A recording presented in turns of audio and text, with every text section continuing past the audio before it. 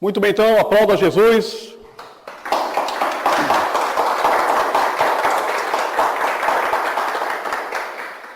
Mais uma vez, com muita alegria, nessa manhã de domingo, estamos aqui para falar mais uma vez da palavra de Deus, motivar as pessoas, vocês que estão aqui na Jesus Vida, vocês que estão em casa também, nos vendo através desse vídeo. Nós agradecemos imensamente o carinho e o amor que vocês têm por nós, pela igreja e, claro, principalmente o amor e o carinho que vocês têm pelo nosso Senhor Jesus Cristo, sabendo que Ele tem muito mais amor e carinho por nós do que nós por Ele. Abram suas Bíblias em Atos, no capítulo 26, versículo 11. Atos, capítulo 26, versículo 11. A palavra de Deus diz assim: muitas vezes os castiguei por todas as sinagogas, obrigando-os até a blasfemar, e demasiadamente enfurecido contra eles, mesmo por cidades estranhas, os perseguia. Apóstolo Paulo, dando um depoimento lá em Atos, das coisas que ele fazia com aquelas pessoas que estavam seguindo a Deus. Então, o que eu quero falar com vocês hoje é o Deus que ama pessoas imperfeitas. Esse Deus maravilhoso que nos amou tanto a ponto de entregar o seu Filho por nós há 2000 anos atrás e a ponto de nos dar a salvação. Em Gálatas 1,13, a palavra de Deus diz também, o apóstolo Paulo fala: porque ouvistes qual foi o meu proceder outrora no judaísmo, como sobremaneira perseguia eu a igreja de Deus e a devastava. Apóstolo Paulo, seguindo o judaísmo naquela época, ele acreditava que ele estava certo, perseguindo a igreja, matando os cristãos. Na visão dele, ele não estava entendendo, ou seja, ultrapassando a barreira do entendimento das coisas de Deus. Mesmo quando Gamaliel, que foi o instrutor do apóstolo Paulo, repreendeu as pessoas que queriam matar Pedro e João, dizendo: olha, se esses camaradas são da parte de Deus, em outras palavras, se esses homens são da parte de Deus, se nós formos contra eles, nós poderemos estar lutando contra o próprio Deus. O próprio apóstolo Paulo, sendo instruído por Gamaliel, mesmo assim, ele estava preso na religião dele. Ele estava cego pela religião. Ele acreditava que perseguindo e matando as pessoas que estavam professando o nome de Jesus, na mente dele, no coração dele, ele acreditava firmemente que ele estava certo. Simplesmente porque estava vivendo uma religião e não estava vivendo realmente o que Deus diz, que é o amor, que é a compreensão, que é a paciência, que é a esperança. O interessante é que Deus não liga para a aparência do homem.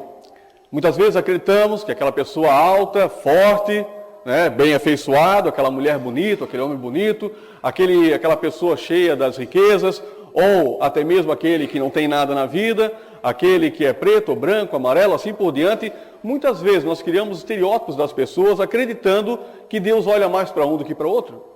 Só lembrando que a nossa aparência física nada mais é a aparência da nossa casa externa, porque o nosso espírito está preso dentro do nosso corpo. E se ele está preso dentro do nosso corpo, independe de qual tipo de aparência que você tem. Deus não olha a aparência do homem, como diz lá em Gálatas 2,6. Deus não liga para isso. Deus olha diretamente para o seu coração. Apóstolo Paulo disse em Gálatas 2,6, ele disse que aqueles que pareciam ser alguma coisa para ele no início, quando ele chegou em Galácia, ele disse: bom, essas pessoas me parecem ser alguma coisa, talvez pessoas bem vestidas, eloquentes, falavam bem, tinham boa dinâmica, eram entrosadas na sociedade. Então ele pensou, essas pessoas talvez são alguma coisa. Mas ele chegou no final e disse: aqueles que me pareciam de maior influência, quais tenha sido outrora, não me interessa. Deus não aceita a aparência de homem. Esses, digo, que me pareciam ser alguma coisa, nada me acrescentaram. Muitas vezes nós estamos dando crédito a pessoas que parecem ser alguém na vida. Pessoas que têm eloquência, pessoas que muitas vezes falam até da palavra de Deus, mas não têm o conhecimento certo da palavra de Deus. Apenas falam o que escutam na rua, o que escutam por aí, mas não têm conhecimento. Simplesmente porque essas pessoas muitas vezes têm uma posição social maior, se vestem melhor, andam com um carro melhor, têm uma casa melhor. E esquecemos de olhar muitas vezes para aquelas pessoas que estão ali. São às vezes simples mendigos, mas que estão ali e têm um conhecimento grande da palavra de Deus. Apenas estão presas por uma deficiência de conseguir ultrapassar a barreira da fé e seguir em frente. Apóstolo Paulo tinha suas imperfeições. Em Efésios 3:11, Paulo disse: a mim, o menor de todos os santos, me foi dada esta graça de pregar aos gentios o evangelho das insondáveis riquezas de Deus. Irmãos, não é simples a gente acreditar nisso, não é difícil de acreditar nisso. Apóstolo Paulo era um grande general. Ele comandava tropas, mas porque ele fez o que ele tinha feito de perseguir as pessoas, de matar as pessoas, os servos de Deus, ele mesmo se considerava o menor de todos os santos. Santos significa propriedade de Deus, propriedade exclusiva de Deus. E é isso que nós temos que ver, nós somos santos, somos propriedades de Deus. Quando aceitamos a Jesus, fomos selados com o Santo Espírito da promessa e hoje somos a propriedade. Eu tenho um amigo que nós estudamos juntos há muito tempo, ele tem uma deficiência até hoje em coordenação motora. Ele não consegue falar bem, ele não ouve bem, ele não consegue se movimentar bem, ele realmente tem uma grande deficiência. Então aconteceu que nessa semana que passou, eu estava em um determinado local e ele apareceu, e nós conversamos um pouco, mesmo com a deficiência, mesmo sem conseguir entender bem o que ele falava, mas por ter convivido com ele muitos anos na escola, a gente tem um pouquinho mais de feeling para pegar isso aí, para pegar o que ele fala. Então ele estava me confidenciando que em 2004 ele tentou tirar a CNH, a carteira de motorista. Mas ele fez a prova escrita, passou na prova escrita, mas as pessoas olharam para ele com aquela deficiência, a pessoa que ia dar o aval da carteira para ele, olhou para ele e disse: você infelizmente não pode receber a carteira de motorista. Então ele disse para mim: olha, até hoje, desde 2004, eu dirijo o meu carro sem a minha carteira de motorista. Não que as pessoas devam dirigir sem carteira de motorista, isso é errado, né? Todos têm que ter a sua CNH, quem tem carteira vencida, trate de renovar a sua carteira, mas esse caso em especial, ele falou para mim: eu sei que eu estou errado, mas eu preciso dirigir o meu carro, eu preciso trabalhar. E eu falei para ele: você não é aposentado ainda? Ele disse: não. A deficiência que ele tem, se vocês conseguissem enxergar, não existe nenhum médico no mundo e nenhum juiz que iria negar a parte de aposentadoria para ele. Mas ele entendeu, dentro do íntimo dele, que por dentro ele é perfeito. Mesmo com toda a sua dificuldade, mesmo com toda a sua aparência ruim, mesmo com toda a sua falta de coordenação motora, ele entendeu que realmente Deus está com ele. Ele disse para mim, quando eu saio de casa com o carro, eu oro a Deus, eu peço que Ele me proteja, eu passo por várias blitzes, ninguém me para, como eu já falei, tenho sempre CNH, tenho carteira de motorista, mas nesse caso, Deus realmente tem abençoado ele. Davi, um dos maiores reis que já passaram aqui por essa terra, não era perfeito. Davi era um dos homens mais imperfeitos que já passaram por aqui. A imperfeição de Davi era tanta, em certo ponto, que ele olhou uma mulher, a própria mulher de Urias, e se encantou por ela. Ele olhou para aquela mulher tomando banho nua e ele disse: essa mulher aí tem que ser minha. Ele pesquisou e disse de quem que é essa esposa. Eles falaram: essa mulher é a mulher de Urias, que na verdade era um grande amigo de Davi. Tão amigo de Davi que chegou ao ponto da hora deles pegarem lá e Davi mandar ele para casa. Ele disse: não, Davi, eu vou ficar sentado aqui na porta do teu castelo, do teu reino, para te proteger e para proteger as pessoas. Na verdade, Urias amava Davi. E o próprio Davi foi lá e traiu Urias, mandando Urias para frente de batalha, para que Urias fosse morto e ele ficasse com a mulher de Urias.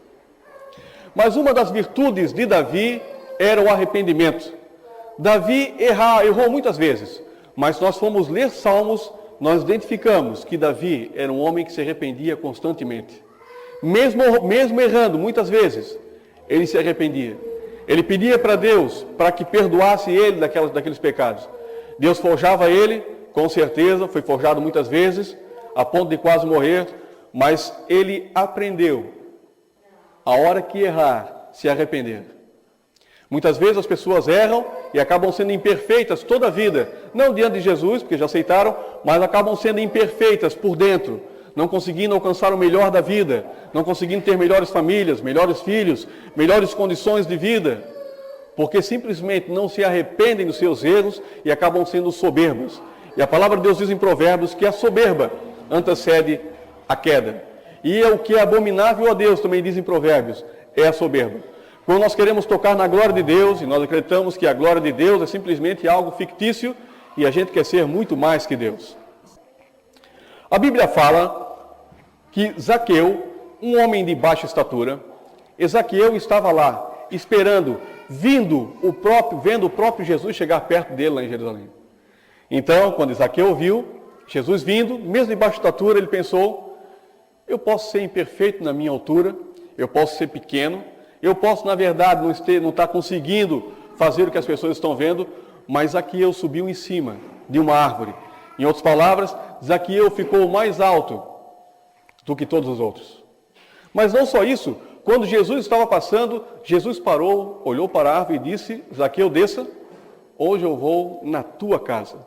Eu fico imaginando aquelas pessoas que estavam ali, pessoas altas, fortes, pessoas de grande influência naquela sociedade, pessoas que estavam lá, doutores da lei, quando Jesus parou e olhou para um simples homem pequeno, em cima de uma árvore e disse, Zaqueu, desce, que hoje eu vou cear contigo, eu vou almoçar contigo, eu vou na tua casa hoje, eu quero estar contigo hoje.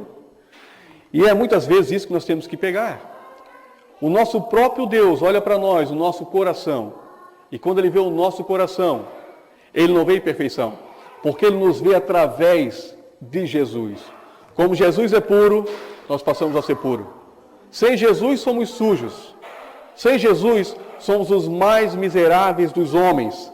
Mas com Jesus, intermediando por nós, nós somos puros, porque Jesus é puro.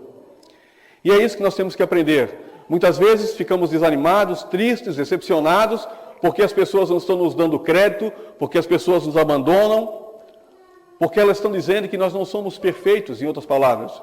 Quando uma pessoa não quer relacionamento com você, quando uma pessoa não quer estar junto com você, é como se ela estivesse dizendo, você não é perfeito para mim. Quando alguém está querendo namorar com alguém, um homem com uma mulher, ou uma mulher com um homem, e acontece que um dos dois não quer o relacionamento, é como se ela estivesse dizendo, você não é perfeito para mim.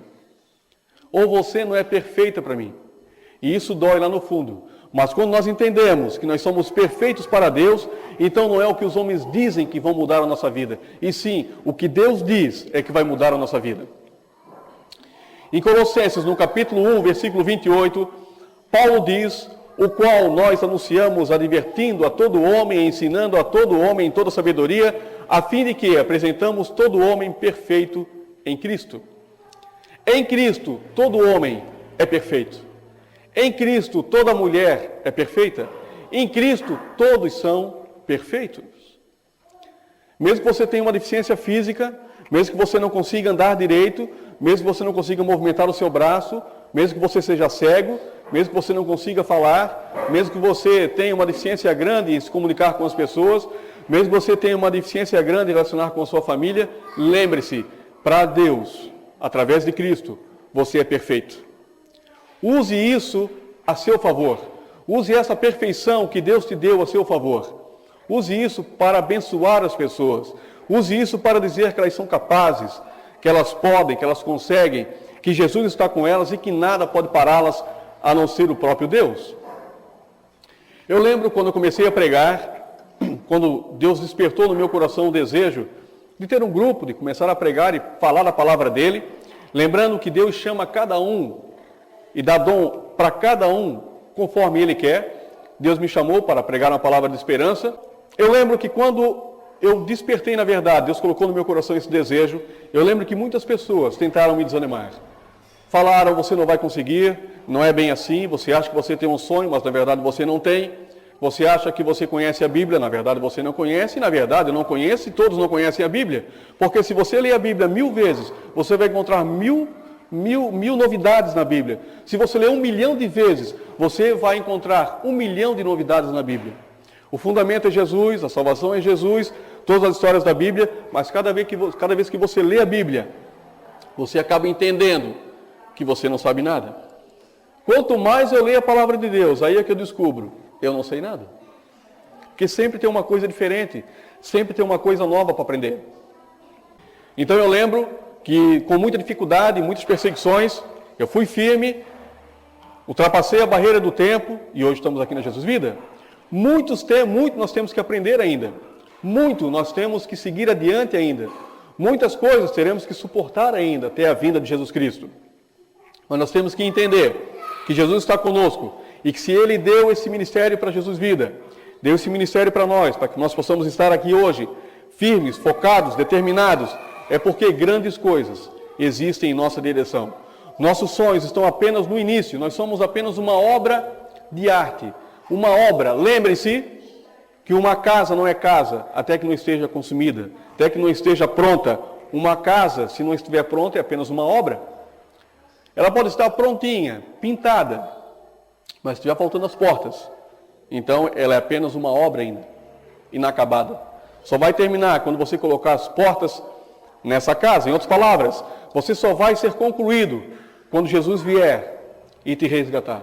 Até lá, nós somos uma obra sendo aperfeiçoada, sendo colocada diante dos problemas, das situações, sendo colocada diante das provações de Deus, para que nós possamos crescer cada vez mais, para sermos focados, prósperos, dignos e sabendo que Deus tem grandes coisas reservadas para a nossa vida e para a vida daqueles que nos rodeiam também, se nós começarmos a abençoá-los com as nossas palavras.